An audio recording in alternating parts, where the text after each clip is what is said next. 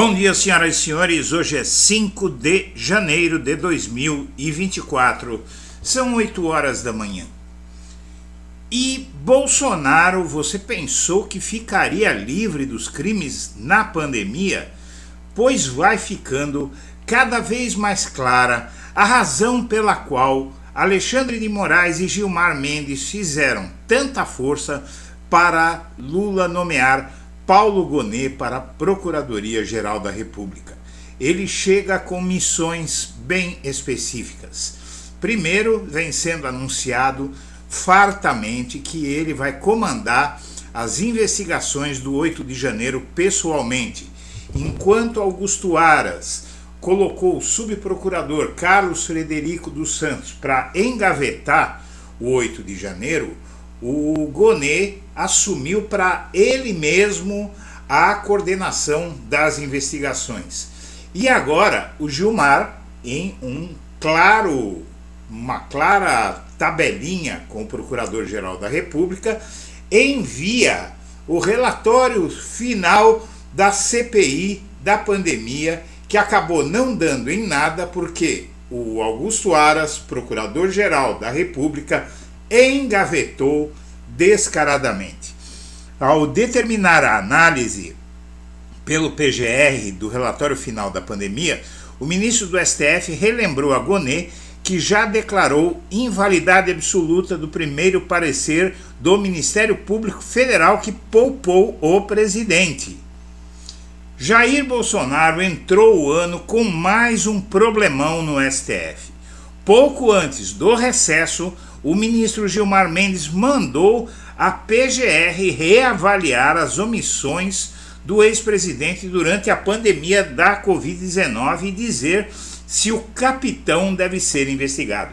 Graças à decisão de Mendes, Gonet, o procurador-geral de Lula, terá a primeira oportunidade de apontar potenciais crimes de Bolsonaro e seus auxiliares na pandemia. Uma coisa que precisa ficar bem clara, minha amiga, meu amigo, de todos os crimes pelos quais Jair Messias Bolsonaro é acusado, os crimes da pandemia são os piores por uma simples razão: mataram 700 mil pessoas. Mataram 700 mil pessoas. Claro, nem todas foram decorrentes das ações de Bolsonaro naquele processo, mas não se pode saber quantas teriam sido.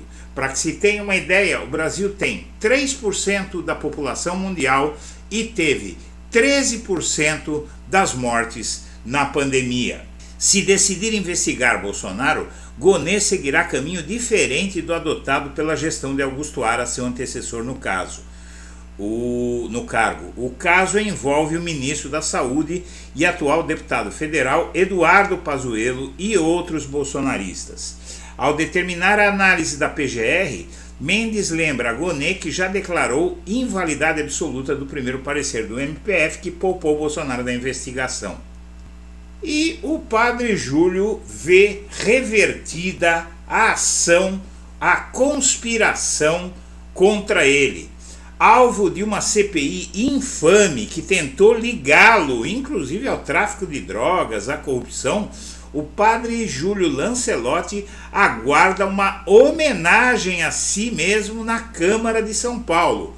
Além da reversão de tudo, da retirada das assinaturas dos vereadores, após inclusive a própria Igreja Católica ter bancado o padre Júlio, ter dado apoio a ele, agora o tal Rubinho Nunes e o MBL vão ter que arcar com o vexame de serem expostos como agressores de um verdadeiro herói que é padre Júlio Lancelotti.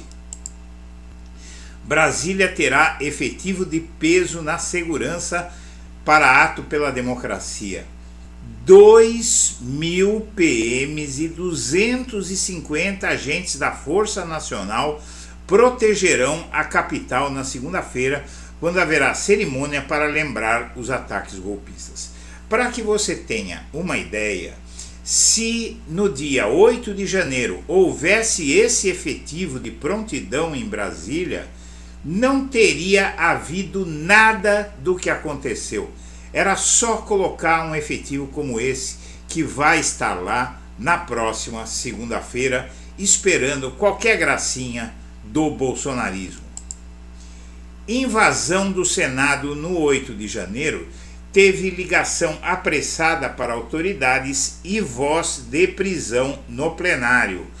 O diretor da Polícia Legislativa, ele relata uma conspiração, uma verdadeira orquestração e um nível militar de organização da invasão no Senado.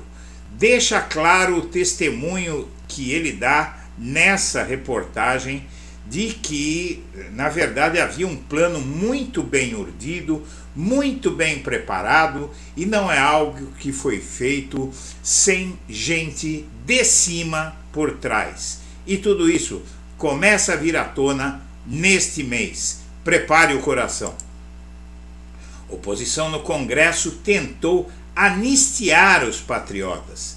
Sim, aquela gente da CPMI do golpe, não é, a tal da quinta série, tentou anistiar os que quebraram os três poderes. Deu ruim para eles e isso mal começou, porque essa oposição mesmo, em boa parte, vai responder pelos crimes do 8 de janeiro.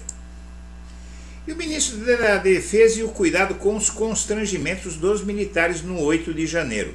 Há uma preocupação muito forte do ministro da Defesa em não melindrar, não humilhar os militares no 8 de janeiro.